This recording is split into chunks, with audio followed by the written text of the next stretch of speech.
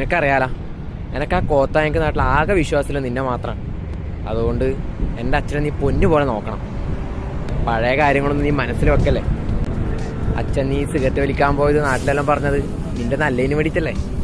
ഞാനവിടെ വലിക്കാൻ പോയത് തന്നെ. നിന്റെ അച്ഛനവിടെ ദീപാരാധന ചെയ്യാൻ വന്നതെന്നല്ല. എടാ അയാളും വലിച്ചു വിടാൻ തന്നെ വന്നില്ല. അവസാനം ഞാൻ കുറ്റക്കാരൻ. എൻ്റെ കരിയർ ഉണ്ടാകുന്ന പരിപാടിയത്. അച്ഛൻ സിഗരറ്റ് വലിക്കുന്നത് കള്ളുപിടിച്ചാൽ മാത്രം, അതെനിക്കറിയുന്നല്ലേ? അതെനിക്കറിയാം. നിന്റെ അച്ഛൻ ഡെയിലി വലിക്കാൻ വേണ്ടിയിട്ട് കള്ളുപിടിക്കും. അതെല്ലാം വീട്ടിൽ പഴയ കാര്യങ്ങളല്ലേ. നീ എൻ്റെ അച്ഛനെ നിന്റെ അച്ഛനെ പോലെ നോക്കണം. ആ, എൻ്റെ അച്ഛനെ പോലെയാ? അല്ല, നമ്മളച്ഛനെ പോലെ. നമ്മളച്ഛനെ പോലെയാ? നീ ഏതെങ്കിലും ഒരു അച്ഛനെ പോലെ നോക്ക്. ഏതെങ്കിലും ഒരുത്തനെ പോലെ നോക്കാം. 1000 രൂപ എൻ്റെ അക്കൗണ്ടിലേക്ക് ഇട്ടാ. അതെന്തിനി? അച്ഛനെ പൊന്നു പോലെ നോക്കണ്ടേ? എടാ ഞാൻ അയക്കാം. ഓക്കെ. നീ എന്തിനു മോനെ ഈ പൊട്ട വെള്ളത്തിൽ ഈ ഉച്ചക്ക് കുളിക്കുന്നു? ഒരു കല്യാണം ഉണ്ടോ? ആര്? നിന്റെ അച്ഛൻ്റെ വരുന്നാ? എല്ലാം അറിയണല്ലോ. ബോധിക്കണ്ടായിരുന്നു. അച്ഛാ.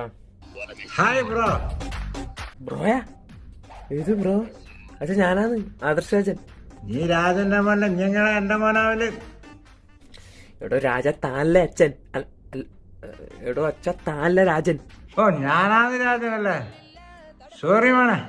എന്തുണ്ട് നോക്കുമക്കാലം ദുബായിൽ സുഖം തന്നെയല്ലേ? പോളി മക്കളെ പൊര മത്താന്നല്ലേ? ഞാൻ കുടിച്ചിട്ടൊന്നുമില്ല മോനെ. വേണമെങ്കിൽ ഒന്ന് മണപ്പിച്ച് നോക്കിതാ. ബഗിട് നിർത്തിക്കോ.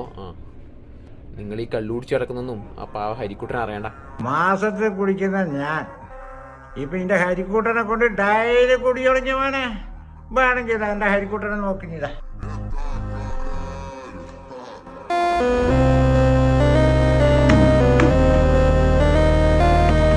ഹരിക്കൂട്ട മോനെ, ഇതെല്ലാം ആദർശ്.